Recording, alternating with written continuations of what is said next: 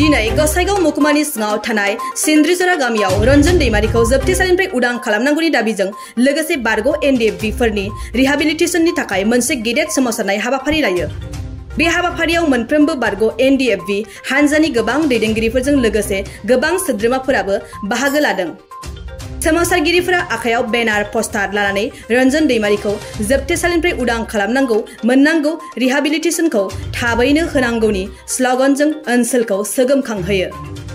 बारग' एनडिएफबिफोरनि दाबिखौ सरकारा थाबैनो मावफुंना होआब्ला, रन्जन दैमारिखौ थाबैनो जोबथेसालिनिफ्राय हगारना होआब्ला सोमावसारनाया गोख्रोंनिफ्राय गोख्रोंसिन जागोन होननानै फोरमायो।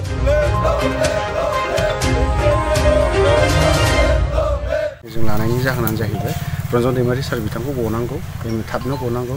जिहेथु थांनाय 22 तारिखआव गुबुन केम्पआवहाय सोनानै दोनफैदों, फिसा रुमावहाय दोनदों। बिनि थाखाय जों एक्स एनडिएफबि प्लास आरो ओरैहाय जेसेबां बर' रायजो राजाफोर दं बिथांमोना दिनै दुखु मोनदों, गोसोआव गाबदों।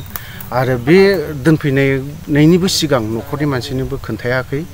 आरोबाव ओरैहाय एक्स एनडिएफबिनि जेसेबां लिडारफोर दङ बिथांमोननोबो खोन्थानाय जायाखै।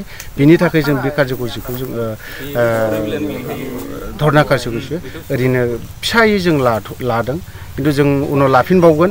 15 तारिखनि गेजेराव जुदि सारखौ जुदि हगाराब्ला आं खावलायगोन बर' रायजो राजा गावनि खामानिखौ दोनथ'नानैब्लाबो अन्नानै समस्त बर' रायजो राजा, जोंनि बिटिसि बर' रायजो राजाखौ आं खावलायगोन जे रन्जन दैमारिनि खाथिरावहाय रन्जन दैमारिनि मोखांखौ नायनानै दिनैहाय बिथाङा दिनै बर' हारिनि थाखाय गोबां सेक्रिफाइस खालामबाय, गोबां रोखोमनि बायदि रोखोमनि सेक्रिफाइस खालामबाय। बिथांनि नांनायखौ नायनानै अन्नानै आं खावलायगोन जे 15 तारिखनि गेजेराव उनाव हगाराब्ला बिनि उनावहाय जों जिखुनु समावनो धरना बा गुबुन रोखोमनि हाबाफारि लानो गोनां जागोन। आरो बे हाबाफारियाव जुदि गोबां रोखोम माबा मोनसे जायोब्ला BTC government, state government, central government बिथांमोनखौ जों दाय होगोन। नोंथांमोना रिहेबिलिटेसन अजद दैखांगोन सोरखारनि रिहेबिलिट बेखौ आरो जों बर' हारिनि थाखाय जों नांदों, जाथिनि थाखाय बर' हारिनि थाखाय नांनायावहाय दिनैहाय जोंनो स्टेट गभर्नमेन्ट बा सेन्ट्रेल गभर्नमेन्टआ जोंनो मा होदों 4 लाखआव दिनै बेखौ बुंनोबो लाजिथावथाव। लाजिथावथाव होननाय बाथ्राया बेनो जाहैबाय जे 4 लाखजों दिनैहाय गुबुन जोंनि जेसेबां बर' सेंग्राफोर दङ बे 4 लाखजों थांना थानो हानायनि लामाखौ आं नुवाखै। मानो होनना बुङोबा सोरबाया हा दङ, न'खौ लुनो हायाखै, थानो थाखाय जोंनो न' मोजां मोनसे नांगोन, मोजां साननो हानायनि जों मोनसे सम नांगोन। जों बे समा गैया। बे 4 लाखजों जोंखौ मा खालामदों, दाउ बायनांगौ, अमा फिसिनांगौनो, माबा फिसिनांगौनो, बे माबायावसो बाहायदों। होनबा जों बे 4 लाखजों जों बबेजों जों थांना थानो हागोन। ओंखायनो जोङो बे 4 लाखखौ जों रावबो थांना थानो हाया बेजों।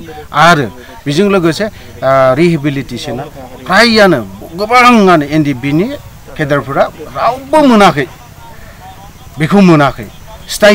स्टाइपिनाखौ रेगुलार नङा आरो बेखौबो होयो मालाबा 6-5 बिदि माननि गेजेरावसो खनसे होयो। खिन्थु बिनि सिगां रेगुलार होयोब्ला बेखौ आं खावलायगोन मोजां होनांगौ।